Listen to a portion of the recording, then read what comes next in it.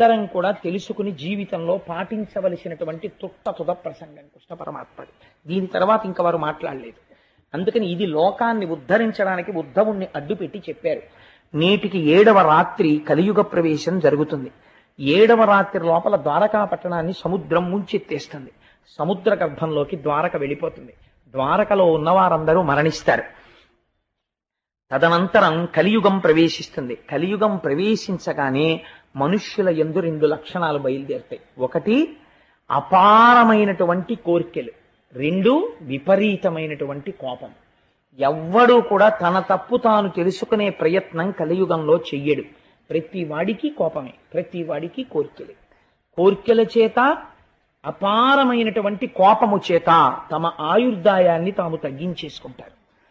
కోపము చేతని, అపారమైన కోర్కెల చేతను తిరగడం వల్ల వ్యాధులు వస్తాయి. ఇవాళ చాలా మంది డాక్టర్లు చెప్తుంటారు, మీరు ఇంత టెన్షన్డ్గా తిరగడం వల్లే బీపీ వస్తుంది మీకు అంటుంటారు. నెర్వస్ టెన్షన్స్ వస్తాయి. అప్పుడే చెప్పేశాడు కృష్ణ పరమాత్మ, వీళ్ళకి వ్యాధులు పొటమరించి వీళ్ళ ఆయుర్దాయాన్ని వీళ్ళు తగ్గించేసుకుంటారు. కలియుగంలో ఉండేటటువంటి మనుష్యులకి రాను రాను రాను రాను వేదము ప్రమాణము కాదు, యజ్ఞయాగాదులు చెయ్యకండి, వేదము చేత ప్రోక్తమైనటువంటి భగవన్మూర్తులను పూజించకండి అని చెప్పినటువంటి మాటలు బాగా రుచిస్తాయి. రుచించి కోట్ల జన్మల అదృష్టం చేత వేదము ప్రమాణమని అంగీకరించగలిగినటువంటి స్థితిలో పుట్టిన వారు కూడా వదిలిపెట్టేసుకుంటారు. వదిలిపెట్టేసుకుని తమంత తాముగా పాషండమతములను కౌగిలించుకుంటారు. కౌగిలించుకుని అభ్యున్నతిని విడిచిపెట్టి వేరు మార్గములలో వెళ్ళిపోతారు. అల్పాయుర్దాయంతో జీవిస్తారు. పూజలు తమ మనస్సుని సంస్కరించుకోవడానికి, ఆచారమును తమంత తాము పాటించడానికి వచ్చాయి. ఒక ఉపవాసం. ఉపవాసం అనేటటువంటిది తక్కువ పదార్థాన్ని తీసుకుని శరీరాన్ని నిలబెట్టుకుని మరింత పవిత్రంగా పూజ చేసుకోవడం కోసమని ఉపవాసం అన్న ఆచారం వచ్చింది. కట్టుకున్న బట్ట చెమట వాసన కొట్టి, కట్టుకున్న బట్ట అన్ని రకాలైనటువంటి సంపర్కముతో ఉన్నదైతే దాని యొక్క స్పర్శ చేత శరీరములోనున్న మనస్సు నిలకడ పొందవని ఆరేసిన బట్ట కట్టుకో, లేకపోతే పట్టుబట్ట కట్టుకోని శాస్త్రం నిర్దేశించింది. కానీ రాను రాను రాను రాను కలియుగంలో ఏమవుతుందంటే ఆచారాన్ని విడిచిపెట్టేయడానికి ప్రజలు ఇష్టపడతారు. ఆచారం పక్కన పెట్టేసి ఆచారము లేని పూజ చెయ్యడం ఇష్టపడతారు. ఆచారం అక్కర్లేదనేటటువంటి పూజలు ఏముంటాయో వాటి యందు మక్కువ చూపిస్తారు. వాటి వలన ప్రమాదము కొని తెచ్చుకుంటున్నామని తెలుసుకోరు. అంతఃశుద్ధి ఉండదు, చిత్తశుద్ధి ఏర్పడదు. ఏర్పడక ఆచారము సంప్రదాయమును విడిచిపెట్టినటువంటి పూజల యందు మక్కువ చూపించి తిరగడం ప్రారంభం చేస్తారు. అయ్యో, ఈ ఆచారం పాటించడం అనేటటువంటిది మన మనస్సుని సంస్కరిస్తుంది అని తెలుసుకోవడం మానేస్తారు. మానేసి ఏ పూజ చేస్తే, ఏ రూపాన్ని ఆశ్రయిస్తే ఆచారం అక్కర్లేదని ప్రచారం ఉంటుందో అటువైపుకే తొందరగా అడుగేస్తారు. కానీ దానివల్ల తాము పొందవలసినటువంటి స్థితిని పొందలేము అని తెలుసుకోలేకపోతారు. ఇవన్నీ కృష్ణ పరమాత్మ చెప్పిన మాటలన్నీ. ఇంద్రియములకు వశులైపోతారు. ఎప్పుడూ ఇంద్రియములకు బానిసలై ఇంద్రియము చెప్పిన మాటని ఎదురు తిరిగి నేను ఎందుకు అనుభవించాలని అడిగేవాడు ఉండడు. మనస్సు కంటితో అనుభవించంటే బానిస అయి తిరుగుతాడు, చెవితో వినమంటే బానిస అయి తిరుగుతాడు. ఎందుకు అలా చేస్తామని అడిగితే అధిక్షేపిస్తాడు. ముఠాలు కడతారు, సంఘాలు కడతారు, కొట్టుకుంటారు. రాజులే ప్రజల సొమ్ము దోచుకుంటారు, ప్రజలు రాజుల మీద తిరగబడతారు. ఎవడికి యోగ్యతని బట్టి గౌరవం ఉండదు, వాడి పాండిత్యమును బట్టి గౌరవం ఉండదు, వాడి భక్తిని బట్టి గౌరవం ఉండదు. ఏ రకంగా ఆర్జించాడన్నది ప్రధానం అవ్వదు. కలియుగంలో ఎంత ఆర్జించాడన్నది ప్రధానం. ఎవడికి ఐశ్వర్యం ఉందో వాడే పండితుడు, ఎవడికి ఐశ్వర్యం ఉన్నదో వాడే పెద్ద పెద్ద దేవస్థానాలకి ట్రస్టీ. వాడికి ఆచమనం చేయడం కూడా చేత కాకపోవచ్చు, కానీ వాడు ట్రస్టీగా ఉంటాడు. ఎందుకు? వాడికి ఏమొచ్చు? వాడు ఆ దేవస్థానాన్ని ఏమైనా సంస్కరించగలడా? వాడు ఏమైనా నడిపించగలడా? వాడు ఔదార్యం ఉన్నవాడా? అక్కర్లేదు. వాడు ఏమైనా పూజ చేయగలడా? పోనీ ఓ అయ్యప్ప స్వామి గుడి ట్రస్టీలా 10 భగవత్ కార్యాలు చేయించగలరా? వాళ్ళ డబ్బు తీసుకొచ్చి భక్తులకి పెట్టి మీరు డబ్బు ఇవ్వకండి పూజలు చేసుకోండి అనగలరా? అనలేరు. కానీ ఎందుకు మరి ట్రస్టీలు అవుతారు అంటే అది కలియుగం యొక్క లక్షణం.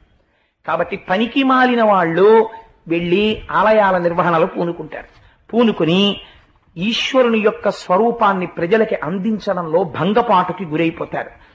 కాబట్టి అందరూ ఎంతసేపు గుళ్ళ చుట్టూ తిరిగేవాళ్లే కానీ అసలు కలియుగంలో వెళ్ళవలసినటువంటిది భగవంతుడి పాదములను గట్టిగా పట్టుకుని తరించిపోయినటువంటి మహాపురుషులైన వాళ్ళు ఉన్నారు. ఒక రమణ మహర్షి, ఒక రామకృష్ణ పరమహంస, అటువంటి మహాపురుషులు వెళ్ళిపోవచ్చు, కానీ వాళ్ళు తిరుగాడిన ఆశ్రమాలున్నాయి. అటువంటి ఆశ్రమాలకు వెళ్ళి మన కాలు పెట్టి తొక్కాలి, కానీ ఆశ్రమాలకు వెళ్ళరు. అటువంటి ఆశ్రమాలకు వెళ్ళి కాళ్ళు పెట్టాలి. అటువంటి మహాపురుషుల యొక్క మూర్తుల్ని సేవించాలి, కానీ అక్కడికి వెళ్ళరు. వెళ్లకుండా హీనమైనటువంటి భక్తితో కోర్కెలు తీరడానికి ఎవరిని పట్టుకుంటే సులువుగా తీరుతాయి, ఇదే ప్రశ్న అడుగుతారు. ఈశ్వరుడు యందు భేదం చూస్తారు. ఈ మూర్తిని పట్టుకుంటే కోరిక తీరుతుంది, ఈ మూర్తిని పూజించాలని ఆ మూర్తికి తెలిస్తే కోపం వస్తుందేమో అంటాడు, కానీ ఒక్క మూర్తియే ఇలా ఉందని తెలుసుకోరు. ఈశ్వరుడు యందు భేదబుద్ధి గోచరిస్తుంది. కాబట్టి ఉద్ధవా, నేను నీకొక్క మాట చెప్తాను, ఈ వాక్యాన్ని నువ్వు బాగా జ్ఞాపకం పెట్టుకో. ఇదే నేను మొన్న గోవింద పట్టాభిషేకం జరుగుతుండగా నా మనసుని తొలిచేసిన వాక్యం. ఈ ప్రపంచమునందు ఉన్నదంతా డొల్లయే అని నువ్వు తెలుసుకోవడానికి నీకు ఒక గొప్ప యాసిడ్ టెస్ట్ చెప్పేస్తున్నాను. ఇంద్రియముల చేత నీకు ఏది సుఖాన్ని ఇస్తోందో అదంతా డొల్లా, అది నీ మనుష్య జన్మని పాడు చేయడానికి వచ్చిందని గుర్తుపెట్టుకో. ఎంత గొప్ప మాట చెప్పేశాడో చూడండి. దీని నుంచి దాటాలని నువ్వు అనుకుంటున్నావా? నీకు నేను ఒక మాట చెప్తాను. ఇక్కడి నుంచి బదరికాశ్రమానికి వెళ్ళిపో. బదరికాశ్రమానికి వెళ్ళిపోయి కలియుగంలో నామాన్ని గట్టిగా పట్టుకోవడం నేర్చుకో. ఈశ్వర నామాన్ని విడిచిపెట్టకు. గట్టిగా భగవంతుని యొక్క నామం పట్టుకో. చాలా మంది చాలా విషయాల్ని గజిబిజి చేసేసి అనేక రకాలుగా చెప్పేస్తారు. అసలు ఏది ఏమిటో ఉద్ధవా నేను నీకు చెప్పేస్తాను. ఇవి బాగా జీవితంలో జ్ఞాపకం పెట్టుకో. ఎవరైతే ప్రయత్నపూర్వకంగా కొంతకాలం మౌనంగా ఉంటారో, చంద్రశేఖర పరమాచార్య స్వామి బయటికి వచ్చి ఒక్క మాట మాట్లాడితే లక్షల మంది అర్రులు చాచేవారు. అటువంటి చంద్రశేఖర పరమాచార్య స్వామి వారు స్వయముగా బ్రహ్మమైపోయారు. వారికి పూజ ఎందుకండి? ఒరుగంటి పూజ అని ప్రతిరోజు గంట సేపు పూజ చేసేవారు. అలాగే ప్రయత్నపూర్వకంగా కొన్నాళ్ళు మౌన దీక్షలో వెళ్ళిపోయేవారు, మాట్లాడేవారు కాదు. మహాత్ములైన వాళ్ళు మనకి మార్గం చూపిస్తారు ఎలా బ్రతకాలో. కాబట్టి మౌనము, ఇంద్రియ నిగ్రహము, జపము, తపస్సు, మంత్రమును అనుష్ఠానము చేయుట, భగవన్మూర్తి ముందు కూర్చొనుట, ఈశ్వరుణ్ణి సేవించుట. ఒక సెలవు దినం వస్తే ఎలా గడపాలని కాదు, ఒక 4 గంటలో 5 గంటలో మన ఇంట్లో కాసేపు కూర్చొని భార్య భర్త కూర్చుని ఒక స్తోత్రం చేసుకుందాం, ఇలాంటి ఆలోచనలు రావు. కానీ ఎవరు వీటిని పాటించడం మొదలు పెట్టారో వాళ్ళు మెట్లు ఎక్కడం మొదలు పెట్టేస్తారు. ఉద్ధవా జ్ఞాపకం పెట్టుకో. కాబట్టి మౌనము, జపము, తపము, నామము, పూజ ఇవి ప్రారంభించాలి. క్రమముగా దీని వలన నేనేమిస్తాను? ఇంద్రియములకు లొంగని స్థితిని ఇస్తాను. ఇంద్రియాలని బలవంతంగా తొక్కపెట్టడం వేరండి. ఎందుచేతనో తెలుసా? ఒకడు అక్కడే గోనె సంచులున్నాయి, ఆ గోనె సంచుల్ని తీస్తుంటే పాము ఇలా ఇలా వచ్చేసింది. వాడు కంగారులో ఆ పావుని దూరంగా పారేద్దామని ఇలా పట్టేసుకున్నాడు. పట్టుకోవడంలో అది కరవడానికి వీలు లేకుండా పావును పట్టుకున్నాడు. ఇప్పుడు మీరు ఒక మాట చెప్పండి, నాకు ఇలాంటి యథార్థమైన సంఘటన ఒకటి తెలుసు, అందుకే దీన్ని ప్రయోగించాను నేను. ఈ చేత్తో పావుని పట్టుకున్నవాడు పావుని గెలిచాడా? అనుకోకుండా పావుని పట్టుకున్నాడు. పావుని పట్టుకున్నాడు. నేను మృత్యువుని గెలిచాను, పావుని గెలిచానని వాడు అనగలడా? అనలేడు. పావు తోక కింద తిరుగుతుంటుంది ఊపుతూ. వాడికి ఇప్పుడు ఈ పట్టుకున్న పావుని ఎలా విసిరేయాలో తెలియదు. ఎటు విసిరితే ఇది మళ్ళీ వస్తుందో ఏమిటో అసలు అంత ఆలోచన కూడా ఉండదు. భయపడిపోయి గజ గజ గజ గజ వణికిపోతుంటాడు. వాడు జయించాడా పావుని? పాము చేత వీడు జయింపబడచ్చా? చెప్పలే. ఇంద్రియాల్ని బలవంతంగా అణిచిపెట్టిన వాడి స్థితి అంటే. అందుకే ఇంద్రియానికి కావలసిన సుఖం వేదం ఏం చెప్పిందో ఆ సుఖమునివ్వాలి. అందుకే ఆశ్రమములన్నిటిలో నేను ఏ ఆశ్రమమునయ్యున్నానో తెలుసా? నేను గృహస్థాశ్రమమయ్యున్నాను అని చెప్పాడు కృష్ణుడు. ఎందుచేత? ధర్మబద్ధమైపోయింది సుఖమంతా. ఈ ఇంద్రియములు ఏ సుఖాన్ని పొందవచ్చో ఆ సుఖమును నువ్వు హాయిగా వేదము చెప్పిన సుఖాల్ని అనుభవించవచ్చు. వేదము ఎలా చెప్పిందో అలా అనుభవించవచ్చు. అనుభవించి ఇది సుఖము కాదు, ఇది సుఖంలా కనపడుతోంది అంతే అని సత్యాన్ని తెలుసుకోగలవు. కాబట్టి ఇప్పుడు నీ ఇంద్రియములకు లౌల్యం ఉండదు. ఇంద్రియాల్ని గెలవడం అంటే ఏమిటో తెలుసా అండి? ఒక వస్తువుని చూసి ఇంద్రియంలో చాంచల్యం రాకుండా ఇలా కళ్ళు మూసేసుకుని, అమ్మో నేను చూడండి బాబాయ్ చూస్తే నా మనసు పాడైపోతుందని కళ్ళు మూసుకోవడం ఇంద్రియాల్ని గెలవడం కాదు. కళ్ళు తెరిచి ఆ వస్తువు వంక చూస్తూ మా జగన్మాత అని మీరు అన్నారనుకోండి, ఒక స్త్రీ, ఒక అందమైన స్త్రీ, ఎందుకు దాపరికం, నేను ఒక ఉదాహరణ చెప్పేస్తాను. ఒక అందమైన స్త్రీని అలా వెళ్ళిపోతోంది అనుకోండి, వెళ్ళిపోతుంటే వెంటనే పురుషులకు లౌల్యము కలిగిందనుకోండి, వాడు పాపం మూట కట్టేస్తున్నాడు మనస్సు చేత. దాన్ని నివర్తయ మనోమత్త స్వజనే క్రియతాం మనః అంటుంది సీతమ్మ. వాడు ఒక్కసారి వెంటనే నా చేత రోజు పూజలు అందుకునేటటువంటి నా తల్లి పార్వతీదేవి ఇవాళ నీ కంటికి కనపడతానని జగన్మాత నడుస్తోంది, ఏమి నా అదృష్టం అన్నాడు అనుకోండి, వాడు పుణ్యం మూట కట్టేసాడు. అలా ఎప్పుడు అనగలడు? ఏమి సుఖం నాకు తెలియదా, ఎందుకు వచ్చిన చూపు, దిక్కుమాలిన చూపు, నేను మా జగన్మాతని చూస్తానన్నాడు అనుకోండి, వాడు తరించిపోయాడు. కాబట్టి సుఖము సుఖము కాదని తెలుసుకోవడానికి ఆశ్రయనీయము గృహస్థాశ్రమము. అందుచేత అటువంటి గృహస్థాశ్రమమునందుండి ఇంద్రియములకు లొంగనటువంటి స్థితికి ఒకడు ఎదుగుతున్నాడు. అలా ఎదిగిన వాడెవడున్నాడో వాడు శమమును పొంది ఉన్నాడు. దాన్ని శమం అంటారు ఉద్ధవ. మనోనిర్మలత్వము, మనస్సు ఎందు నిర్మలంగా ఉంటాడు, ఎప్పుడు హాయిగా ఉంటాడు, ఈశ్వరుణ్ణి సేవించుకుంటూ ఉంటాడు. తాను భగవంతుణ్ణి ఏది పూజా మందిరంలో చూశాడో అదే లోకమంతటా చూస్తుంటాడు. బెంగ పెట్టుకోడు కృష్ణావతారం అయిపోయిందని. కృష్ణావతారం అయిపోవడం ఏమిటి, నాకు కనపడుతున్న వాళ్ళందరూ కృష్ణ స్వరూపాలే అంటాడు, పొంగిపోతాడు. కాబట్టి ఇప్పుడు ఏమైపోయింది, సమత్వ బుద్ధితో ఉంటాడు. ఇటువంటి దాన్ని విద్య అని పిలుస్తారు. ఇది తెలియక వాడు వేరు నేను వేరు అని ఎప్పుడు కుచ్చిత బుద్ధితో ఉండి పైకి ఎలా కనపడినా, ఎంత పవిత్రమైన వాళ్లే కనపడినా, లోపల పరమ కుళ్ళు బుద్ధితో ఉన్నవాడెవడున్నాడో వాడు అవిద్యయందున్నాడు. వాడు విద్యయందు లేడు, వాడికి విద్య తెలియదు.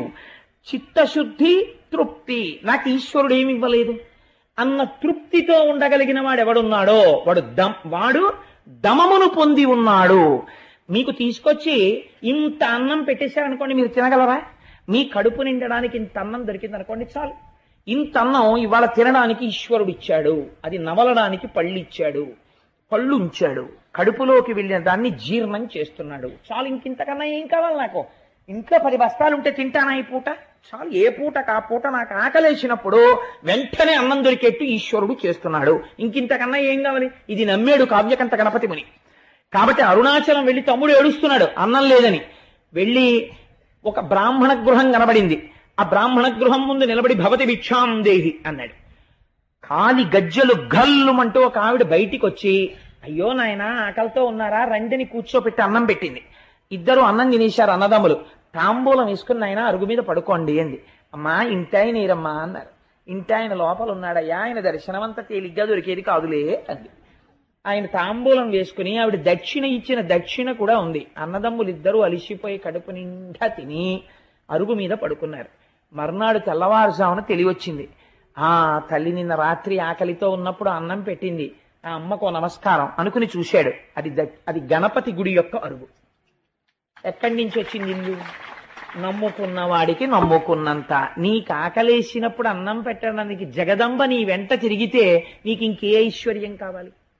నువ్వు నమ్ముకుని అమ్మని ఇక్కడ సుప్రతిష్ఠితం చేసుకుంటే నీకు ఇంకింతకన్నా ఏ ఐశ్వర్యం కావాలి?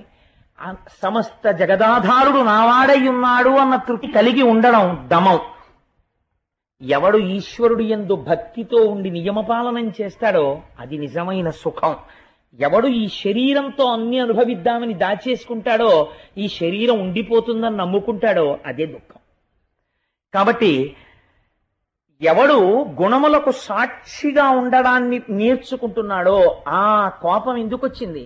ఎవరి కోపం ఎక్కడి నుంచి వచ్చింది? ఒకనాడు ప్రశాంతంగా ఉన్నాడు. ఈ ప్రశాంతత ఎవరు నిద్రపోయారు, ఎవరు లేచారు? నిద్రపోయినప్పుడు ఎవరున్నారు, మరి లేచినప్పుడు ఎవరున్నారు? నిద్రలో లేనిది లేచినప్పుడు ఎక్కడి నుంచి వచ్చింది? లేచినప్పుడున్నది నిద్రలో ఏమైపోయింది అని తనలో తను ఎవరు విచారణ చేసుకుని జాగృత, స్వప్న, సుషుప్తి అనబడే 3 అవస్థలకి సాక్షిగా ఉంటున్నాడో వాడే ఈశ్వరుడై నాదో ఏకమైపోతున్నాడు. కాబట్టి ఇది తెలుసుకోవడానికి ప్రయత్నము చేయని వాడు చిల్లున్న మట్టి కుండలో నీళ్లు పోసుకుని రాత్రి తాగుదాం అనుకున్న పిచ్చివాడు. ఆయుక్షీణం అయిపోతుంది వాడికి, కన్నంలో నీళ్లు కారిపోతున్నాయి, ఇంకా ఎప్పుడో ఏదో తెలుసుకుందాం అనుకుంటాడు. అవకాశం వచ్చినప్పుడు తొందరగా తెలుసుకుని దాన్ని తీసుకొచ్చి ఆచరణలో పెట్టుకోలేనటువంటి మూఢుడు వాడు. చిల్లుకుండ యందు నీరు పోసుకుని రాత్రి తాగుదాం అనుకున్న మౌఢ్యమున్నవాడు.